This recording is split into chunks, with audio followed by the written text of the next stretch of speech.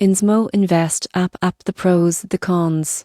Inzmo Invest is a mobile app designed to simplify investing with fractional shares and automated portfolios. But how does it really measure up? Starting with the pros first. Easy access. You can start investing with very small amounts, making it ideal for beginners. Second, automated investing.